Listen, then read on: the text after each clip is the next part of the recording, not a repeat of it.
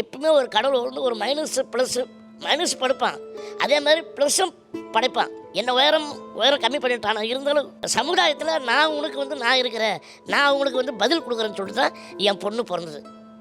அதுக்கப்புறம் 2 பொண்ணு ஒரு பையன் பிறந்தது. இன்னொரு பயமாக இருந்தது, என்ன மாதிரி எங்கே பிறந்துருமோன்னு எனக்கு அது வேறு பயம். ஆனால் எல்லாத்துக்கும் சேர்த்து கடவுளை கொடுத்தான் பாருங்க. அங்கே தான் நார்மலாக இருக்கிறது பண்ணுறது வேறு, ஆனால் இந்த ஹைட்டு வச்சுக்கிட்டு இவ்வளோ விஷயமா நம்ம பண்ணுறோன்னா தன்னம்பிக்கை. எங்களை மாதிரி வந்து உயர கம்மி கொடுக்குற மெயின் என்ன தெரியுமா?